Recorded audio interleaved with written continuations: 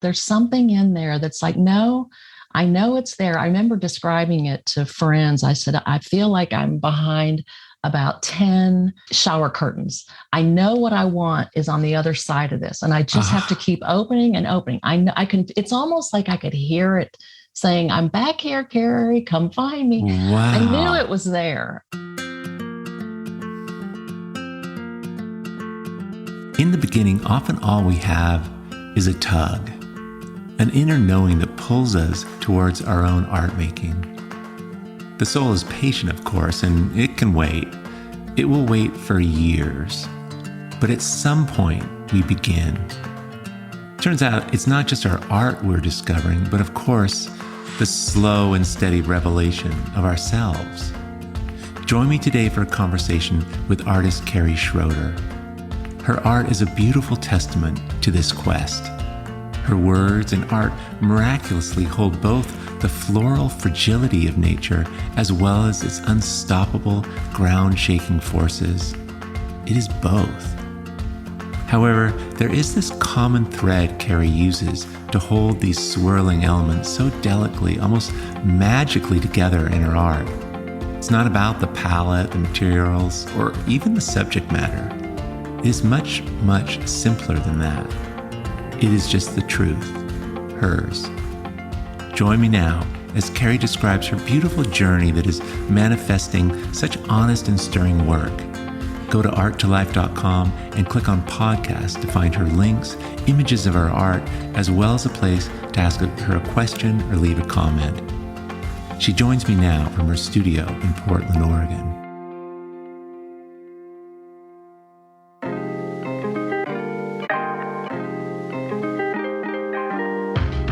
Welcome to Art2Life, a podcast for the creatively curious. My name is Nicholas Wilton, and each week I'll help you rediscover not just the art of your life, but the art in your life. Join me as we explore that perfect blue at twilight, the wild frontiers of art making, and the extraordinary joy of finding your way as you go. So, Kerry, listen, thank you so much for joining us today and to give us a chance to dive into all your art making. Yeah, thanks, Nick. My pleasure. Happy to be here. So, as I've said, you got, I've seen and watched your work. It's been such a cool thing to watch it develop. But why don't you just kind of give us for those of you who don't know your work, kind of just give us a quick overview of how this started. You've been making art for a long time now. I have, I started making, as a child, of course, I drew like most artists do, but didn't take it seriously for quite a while. I went to school actually for graphic design. I never knew a career in fine art was ever even available to me. So while I was interested in art, I didn't really see it as a subject to study or go for. So went to school for graphic design and subsequently was in advertising for 25 years.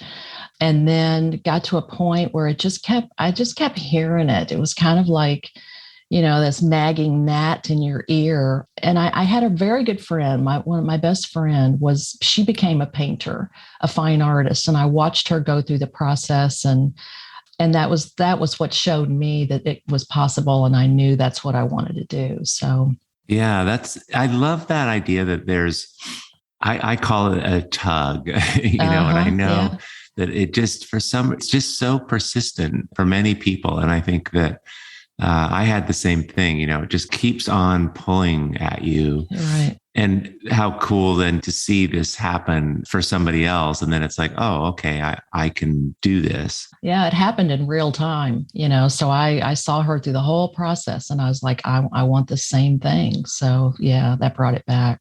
Was she, was this like a college friend or was it? No, it was actually after I graduated. I moved to Houston, Texas, and I met her, and we just became fast friends. And she was working at the time, but she had just started thinking she wanted to paint and started painting in her garage. And I'll never forget seeing the first pieces she showed me, and she was so excited. And I was like, well, okay.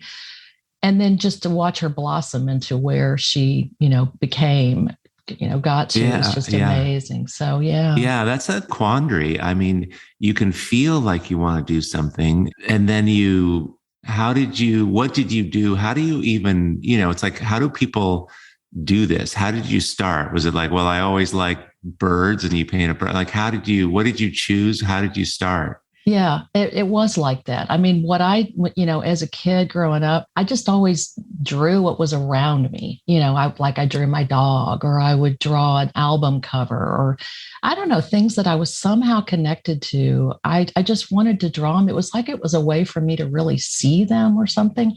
So when I started later, I just started painting like botanicals. Seemed like it was always kind of a nature-based thing. They were things that are around me. I would take photographs of them. And so I started this very, very detailed watercolor of these botanicals. And that's how I started. It just seemed like it was something that I could do. I was good at it. And that was kind of my inroad, I think. Yeah. Yeah. It's interesting because you were saying the things that I'm making, choosing things that are around me. But I remember doing album covers. I remember copying the James Taylor album cover with graphite or whatever. But they are things that you choose things that you love that are around you. It's interesting. But the selection is broad and not very coherent. It's just like this or that. And yeah.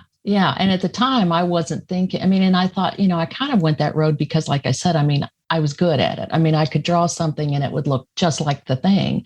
And people would say, oh, you're so good at this or whatever. And so that just kind of, kept it going of, okay, well, this is what I'll do. But, soon after I was like, I started thinking, okay, well, if I'm going to make a career out of this, because I wanted to sell, I was like, this is what I'd love to do. And I thought, gosh, these things are so time consuming. And they're almost kind of painful once you start doing it for, like for real. And I thought this is not sustainable. And I knew that there was something more that I wanted something more authentic, something I thought, if I'm going to go out there in the world and say, this is who I am and sell my work, it's like, I wanted to figure out who I was. Yeah. And, and be that. So. Yeah. And how does somebody, these sort of breakthrough moments, these pivotal moments where you change course, or, at some point, I remember one I remember the exact moment in the studio, I changed everything. And it was never the same after that. I don't know why or how these moments come, but they're great. Why do you think they come? And did you induce it? What was it for you? Well, I don't remember an exact moment. I remember a time, and I believe I induced it. I believe, I always think we have a higher calling. That's, I think the same voice that said, Kerry, get painting, was the same one that said, that's not it. We got to go somewhere else with this. But I just remember just feeling like just staring. I actually do remember one night I was sitting late at night at a table and I was painting this watercolor, and I looked at it and I thought, oh my gosh, I'm only halfway done. And I've got this other half to paint. And I thought, this is going to take me forever. And I just thought, I've got to find another way. So I just started looking. I started really looking at other art. I started digging in, and that's when I found your workshop way back when you called them art plane workshops. Oh and that was really a change for me. It's like, because the way you marketed it said everything that I wanted. It was about, getting to know you and letting go and finding the truth. And it was like, oh my gosh, these words were just speaking to me. And that was a pivotal time because, I remember bringing my watercolor images to your workshop, and I remember you saying, yeah, this is what your family will like, or, friends will like, but this is, you got to be somebody else. And so that's when I learned to start painting on wood and just started shifting. And oh my gosh, I remember it was so clumsy and so uncomfortable, and I didn't know what the heck I was doing, but something about it still felt really good. Yeah, I love that.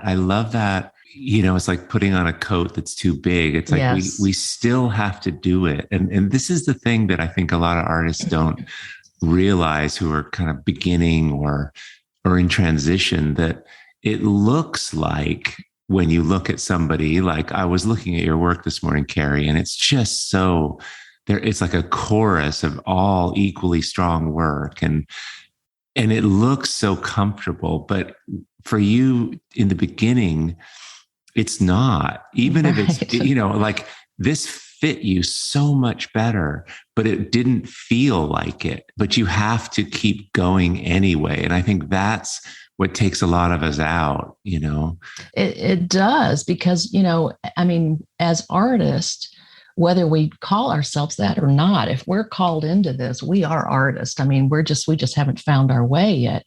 But yeah, I mean, it's like I mean, we talk about this a lot, in Art2Life. It's like you're learning a foreign language. And, when you start saying these words, you're like, I don't even know what that means, but I'm supposed to be communicating with you somehow. And it is the most uncomfortable, unsettling, disorienting feeling. But yet there's something in there, there's something in there that's like, no, I know it's there. I remember describing it to friends. I said, I feel like I'm behind about 10 shower curtains. I know what I want is on the other side of this. And I just have to keep opening and opening. I know it's almost like I could hear it saying, I'm back here, Kerry, come find me. Wow. I knew it was there.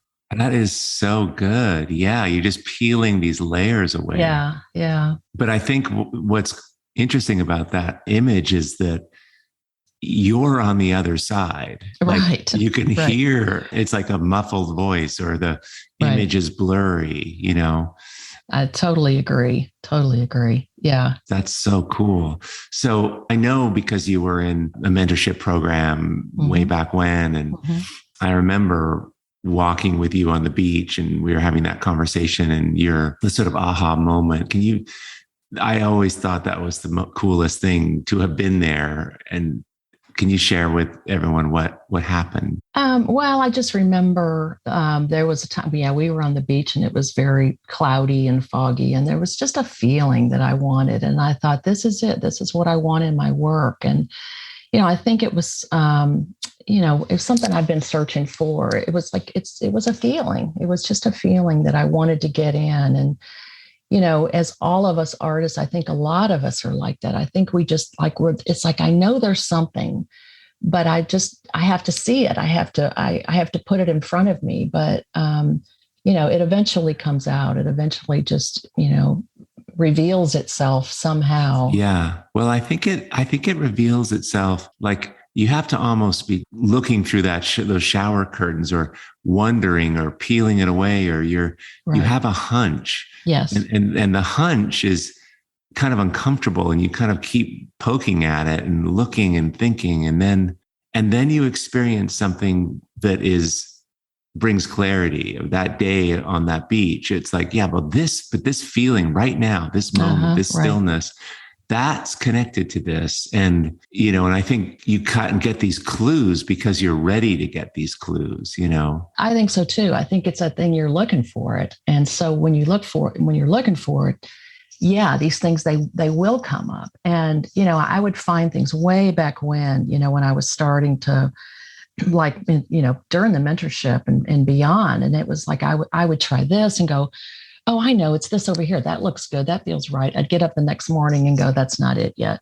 But I was getting closer and closer and closer. And then I would have like this one time where, I put this little botanical form in this really big world, this really big field. And it was like, oh my gosh, there's something there. There's something there. And I didn't know, at the time, I didn't know I was going to build a whole, years of paintings around that one little thing. And sometimes, like, I would swipe paint on, and then I would wipe it back. And there was something about the layering. Something came through, and I went, oh my gosh, there's something there. There's something happening there. And it's like this, I call it like a hum. It's like there's a resonance that happens. I don't know. I call them holy moments. It's like those moments, like when when you see a kid smile, or I don't know, you probably had those moments where like you're just in a place and everything is kind of lining up at the same time, and it just all starts vibrating, and you just kind of go, that's it. And it's like, and then it's gone, And so I would find those moments every once in a while, and so I would really try to pay attention when they happened.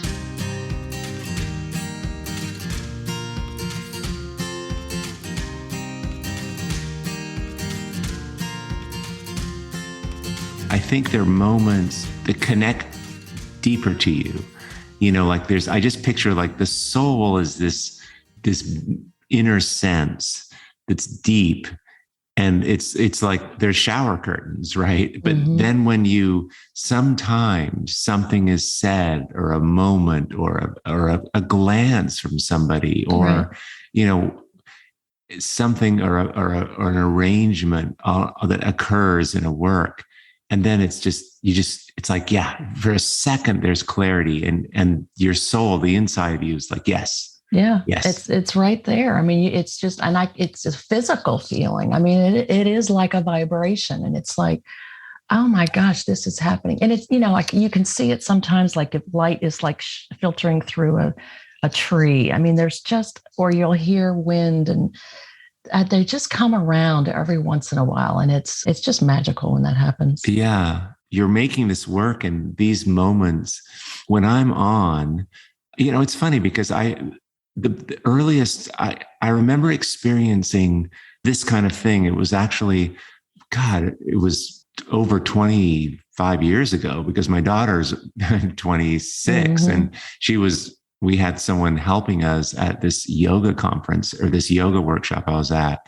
And so I wasn't even doing art, but it was because I was doing so much personal work, and I was doing this intensive yoga practice. And I would just be sitting there by the lake. This was up in Shasta. And I remember sitting by the water, and I would see something, and I would feel it in a way that would give me goosebumps. Like it was like a rush of energy. And I had it a bunch of times that weekend, and I'll never forget it. It was like, and I get that with my work sometime when I've been working in it, there are these surges, and I think it's like Shakti or energy, or, it's just this deeper yes. And I love that. It's what makes it all worth it. But I don't know how to necessarily have that happen all the time, but I understand the conditions where that happens more. I think so too. I think it's when we're less distracted. But yeah, I wish we could call those in all the time, because it's like, oh, this is the truth here. Whatever's happening here right now is the truth. But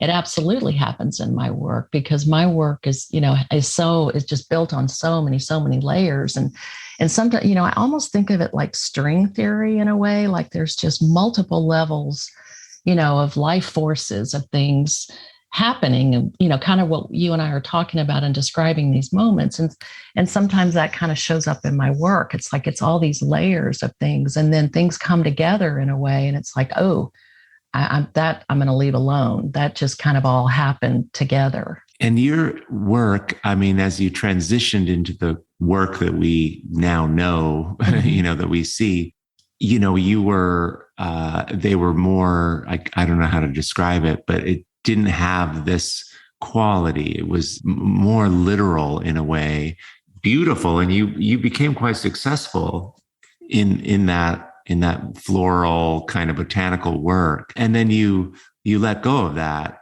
Can you just talk a little bit about that? I mean, did you not have any of the kind of moments that we're talking about in the earlier work?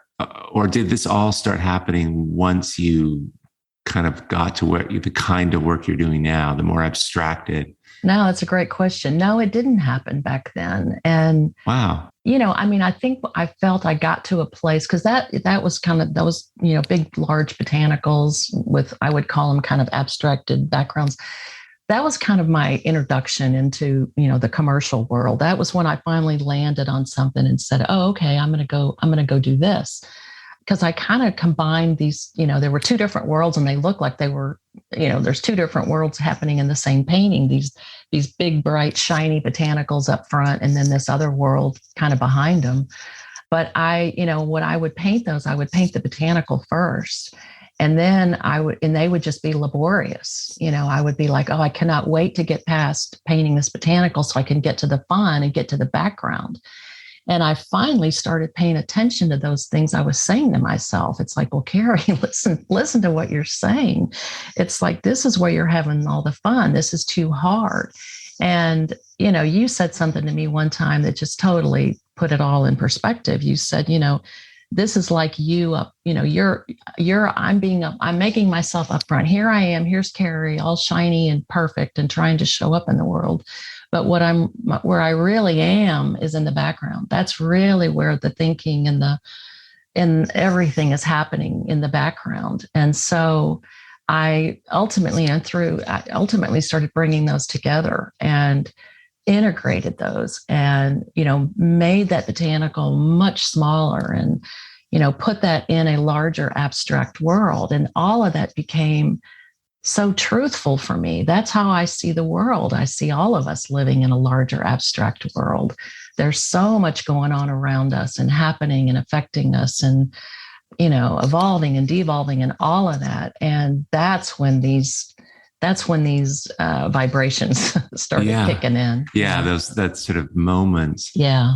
That's so cool. And I remember, like you were more free to be you in the background of the work. And that's, that's a kind of a good clue for myself or for anybody, like when you look at your work, where does it feel less encumbered? Where does it feel like less of your ego is, I can look at my older work and I just look at it. I'm like, I was trying to be impressive here. I was trying to do something. I just remember how I felt. Right. And, it's crazy because you don't get to feel, you can't really communicate 9 things. You can communicate one thing really powerfully, and if it's you and your authenticity, that's what you're doing now. And that's what makes the work go, but if you're kind of sort of doing you, plus you're trying to please your, grandmother or whatever, it just isn't going to land as well. It's so true. It's so true. And that's when my work, I finally just started going, you know what? I'm just going to paint what is me. I guess my life journey in a way has been, what's the truth of everything? What does this mean? What is life? What is going on here? And, and I kept thinking, and then I would go, and then what's my art? And, and then these things came together. It's like, I finally figured out, well, I'm processing and figuring all this out in my work. That's what my paintings are a search. They're like trying to it's me in a larger world. It's me experiencing things coming and going and new things coming in and saying, no, I don't want that here anymore. That doesn't feel right. I'm going to get rid of that. And here's another thought and here's something else. And it's just this, back and forth and in and out and coming and going. And it's like when I finally just went, oh yeah, these are about me. These are about my life process. Then it was easy. It became so easy because I didn't have to try. I didn't have to think. I didn't have to, I just let it play. So. Yeah. And you get to decide if something's in or out. Just intuitively, yes or no. And since you're the guide, that's pretty easy. Yeah. I got to be the guide. And that was hugely transforming for me. That was like, oh, wow, I get to do this. This is pretty cool. When I look at your work and you were describing it, that you had that moment, you had a small, delicate piece of a flower, perhaps, but it's in this massive world of bigger backgrounds of, strong tidal galactic forces almost. You have these darks and these big masses and then these fragile gossamer type delicate floral things. botanical things, really sensitively painted. What part of you are those parts? I think, I think they've always felt like self portraits to me. All of them do. And I think, it's like different parts of me is what's Yeah. happening here. It's like, well, here's this sensitive side. Here's this bold side. Here's this side that's coming into its own. Here's this one that's, just budding and starting again, another phase. And here's this thing that's declining. This part of me is going away. This part of me feels like it's shriveling up and I need to let that go. These big marks are, it's just their energy. It's things forcing, coming in, coming out. Yeah.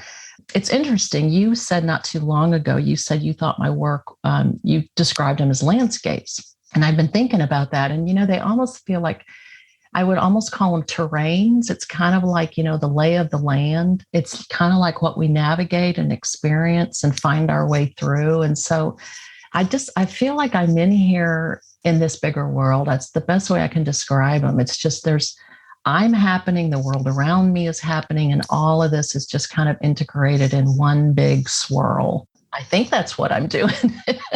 Well, I think I said landscape because in many ways I experience landscape and being in it, running through it, moving through it. Uh-huh. It's the feeling of a landscape that you're painting, right? Mm-hmm. It's the memory of your experience in a landscape. And it isn't necessarily that the horizon's there or the leaf is coming out of a tree, but it's just glimpses and reference points, and it mixes. It's a soup, it's like an alchemy of all this different things, and it's the combination of those that give it its potency. And that's exactly what it is, because as I'm painting this, I'm thinking of things like things I was taught, things that I've learned or carried with me, or, there's that. And then there's new things, or there's surprises. And so it's all of that. It's all of this. Yeah, it's just the way you described it. I'm bringing everything that's been part of me, that's part of me now, that may be ahead of me. And it's all just kind of mixed in here. And somehow it helps me make sense of my world when I put it all in here together. Yeah. And I sometimes describe it like when I'm balancing a painting, I'm adjusting it so it feels that way. Yes, there's visual things that we do to balance a picture, but balance means that it's just teetering on the right. It's that moment. It's just balanced, and you can't really add anything to it. And if you took anything away, it would be less. Mm-hmm. I experienced that when I look at your work. I was looking at it this morning, and it's so balanced. It's so sensitively curated or chosen, the pieces, the sizes, and it's also feels haphazard at the same time. Can you speak to just that ability to create something that looks like it just spilled out of the back of a pickup truck, but also feels like it's so sensitive? There's such a sensitivity to it, which is you. I mean, you have both of those in you, but I mean, that's hard to do. Do you tell me about the creation of this work? Is it rough in the beginning? Is it, how do you approach this? Yeah, they're very, very rough at the beginning. They're just massive, just marks and colors. And I just kind of start, kind of like just with a big blah, I just kind of put on some loud music, and I just kind of just go. And so pretty much the whole surface is covered with stuff, it's going to be color and marks and whatever. And then I'll get to a point, I'm like, okay, that's good. So then I just start, I'm looking for what's there. I'm looking for something. And this is another thing that I finally realized in making my work, that it's like, that's what I do in life. I mean, we are met every day with, the news, and we're met with everything. And it's like, well, how am I going to find my way through this? I mean, how am I going to make sense of this? So I'll just start finding things Like, what are areas that I like, or what are parts of this I like? And it's just kind of like I'm refining and morphing, but I want to keep this, balance, I guess it's a good word, because I have this thought that I want to have both a grit and a grace to my work, because that's how I feel life is. Life is messy and it's beautiful. It's complex, but it's simple. It's like there's a balance there that somehow we keep getting out of bed again the next morning, even with what's going on. And so I guess there's a sense of hope underlying in my work. I guess I'm not intentionally doing that. I think I'm just intuitively trying to find some kind of grace in the piece, if that makes sense. Yeah. This is about truth. Is there a tender, vulnerable part that you use? I mean, are family members thought about when you're making the work, the connections? I mean, is it sometimes hard to be truthful? Absolutely. I mean, there's a lot of personal things that come out through this, and it comes and goes, but it's all there. And that's really, the fun part of this is I get to do that without having to be really literal about it. I get to have my own language while I'm processing all of this. So there's absolute vulnerability there. There's vulnerability even when, like, sometimes I'm frustrated with where a piece is going. And I remember one time I just I took a big sheet of crumpled up wax paper and I dipped it in just carbon black and medium. And I just took my arm and just went, I probably yelled when I did it. I just made this huge mark. And I looked at it, I was like, oh my God, I love that. And then at the very same second, I wanted to just inhale it back in, like, I can't do that. That's not me. I can't be that bold. It was really an interesting thing that happened there. But so yeah, there's vulnerability that's happening, all over this. And I think the challenge for me is to keep things as vulnerable and raw as I can. I definitely can have a tendency to like over refine and over beautify things. And I don't want to do that. But that's usually the tension that comes in for me, is trying to keep a lot of things just raw. Yeah, because there's a tremendous beauty in that. But I think I suffer from that also. And I look at my work sometimes and, it's just like, I know too much, but I don't really want to showcase the part of me that just knows all the tricks, Exactly. Yeah. And I can feel myself, it's like, you're going too far into that, here's one of your things. So kind of have to keep myself in check a lot of times. There's an invitation, I think, to the unknown. And I see this more and more and more, that the soul, the deepest part of you, actually is quite comfortable, but it always pulls you down and through the unknown. Do you know what I mean? Do you think about it that way? Like, it's not like this gets easier, right? Right. It just seems to be more mysterious. And because of that, it's harder. And because of that, it gets better. It's improving, right? And more people connect to it. But damn, it's like, really? Oh, I know. Every time, I have my studio right now, I have 8 huge boards that are, all prepped and ready to go. They're solid white. And I'm like, what is going to show up? And I know, something will, but it's like, oh, wow. Where am I going? How, where are these going to end up? And, but that is the exciting part. That is the beauty of it. It's like, I don't know what's going to show up, but it'll be, something different. None of them will be the same. And yeah, it's exciting and terrifying at the same time. Yeah. Yeah. One of the things that I notice is that, I'm just curious if this is your experience. I learn stuff in my life, and it's crazy stuff. Like my daughter will say, Dad, you're kind of this, or anyway, they're not necessarily art related, but then later it comes through into the art. I'm just curious. Is that for you the same? And like, what have you been learning in your life that translates, or does it lately? Lately it's tough. It's like things are, I believe things are, constantly in a state of change. Everything is.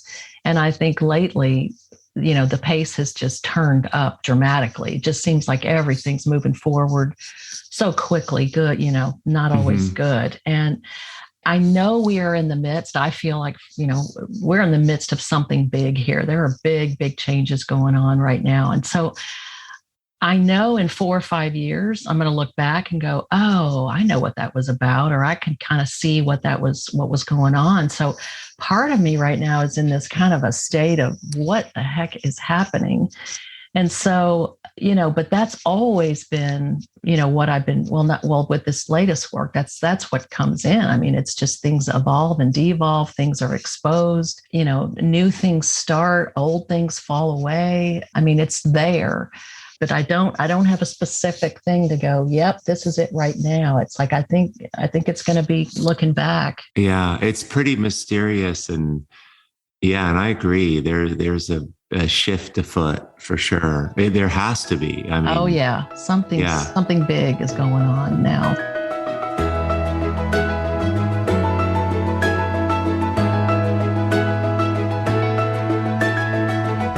You got this thing going, you have galleries, and this is a whole other subject. This could be a whole, like, how do you think about the feedback? You're talking about your response to yourself and the world, but then specifically you're getting feedback. Galleries are sending things back. The people are buying certain things. And how do you hold all of that? Because it's a different activity than what we're talking about. I'm just curious. Yeah.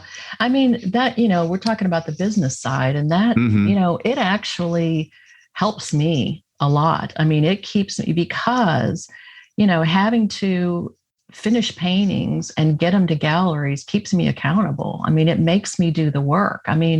If I didn't have to make work and deliver paintings, I might be just sitting around drawing in my journal and thinking all day long.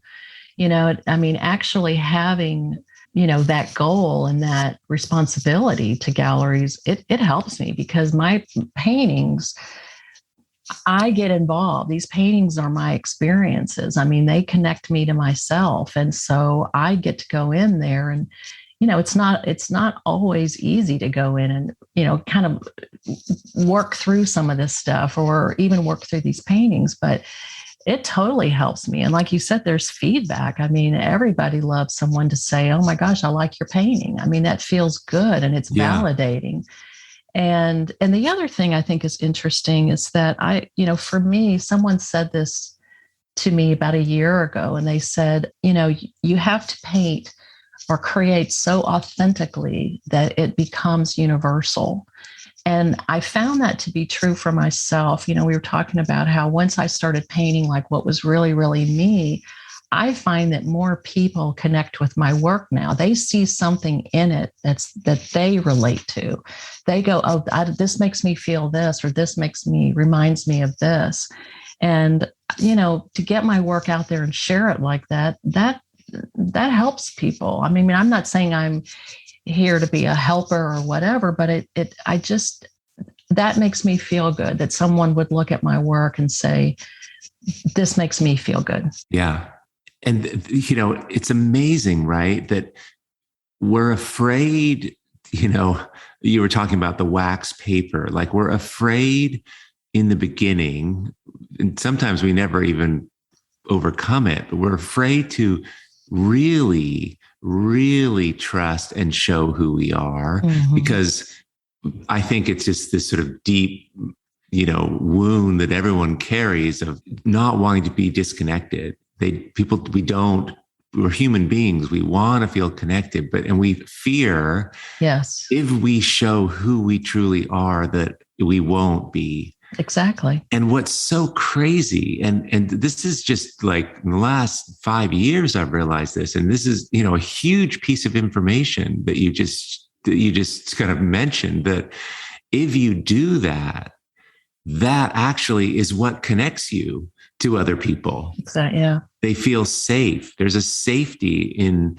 somebody being truthful. Mm-hmm. And then people come in, and they come in and they buy your work. They wonder about it. They feel themselves in the work, because they're too on that same, it reminds them of what's possible for them. I think that's just the coolest win in this whole art thing. Like, I agree. And I think that's it. It's like, if that invites them and to be more truthful, then what's better than that? I mean, if everybody in this world was walking around being who we really are and being truthful and not worrying about being rejected or disconnected, I mean, it would be an entirely different world. There's an aspect of love in that idea. Loving is that, it's showing and rooting for the other person, being there and just completely opening. Yeah. And there's vulnerability in that and all of that. Oh, yeah. Yeah.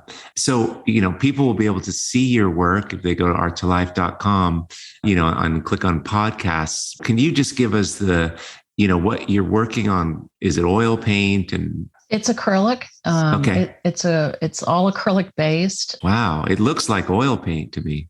Yeah. It's acrylic and just all kinds of different, I use all kinds of pencils and woodies and anything it's around. I just use all kinds of tools, graphite colored pencils, but it's all acrylic based. Sometimes I'll have some things underneath that kind of come through. Like I'll do some writing and I'll collage that in at the very base level, but it rarely shows up. It's when I do that, I say paper, I include paper on there because sometimes paper will show up, but yeah, it's mostly acrylic based painting. And are you painting on wood panels?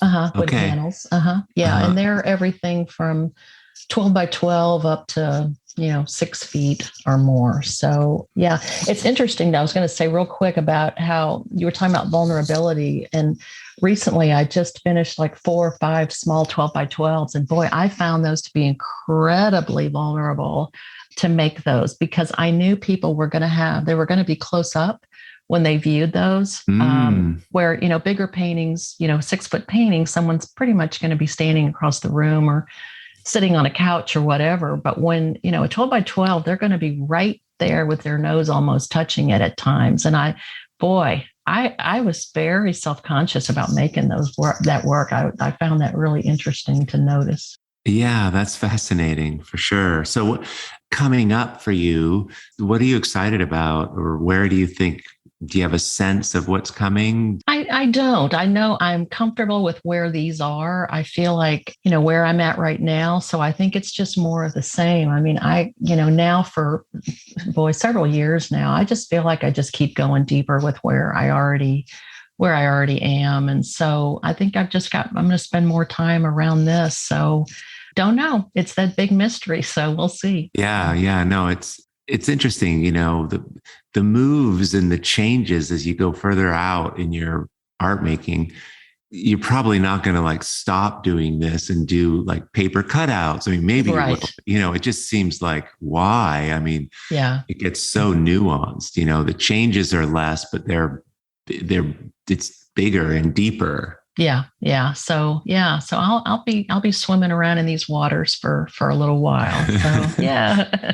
So if you're, I know we have a lot of different kinds of people listening, people who are artists, people who are starting out, people who are far along, just all kinds of creatives, or people just interested in creativity. But generally, the move to bring creativity into your life is desired by those who listen to this, podcast, I know. And what would be your advice for people that want to go deeper? Do you have any thoughts as to steps they can do or what you've done? Or, I think it just goes back to, getting more clear on who we are and allowing ourselves to be who we are. I think it's the biggest thing. That was the biggest thing for me, was just going, it really is okay for Kerry to be Kerry.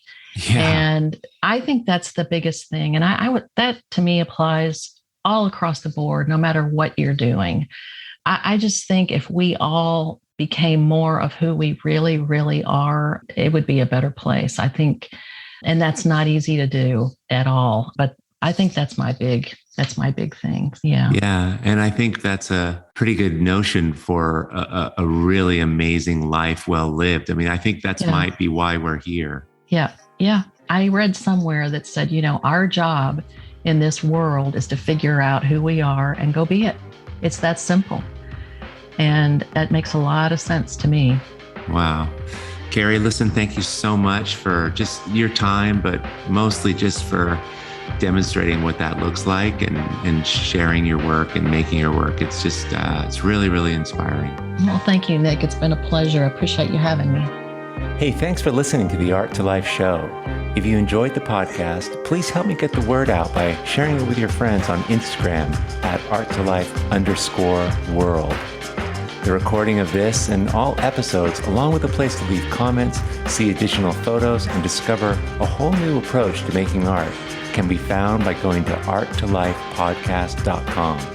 And secondly, if you could leave a rating and review in whatever app you're listening on today, I would super, super appreciate it. It makes a big difference. And last but not least, before you go, if you'd like to be on my artist list, every Sunday morning I send out a video blog all about art making. Go to Art2Lifepodcast.com to sign up. And all these links are in the show notes, of course. Thanks so much for being here, and we'll see you next week.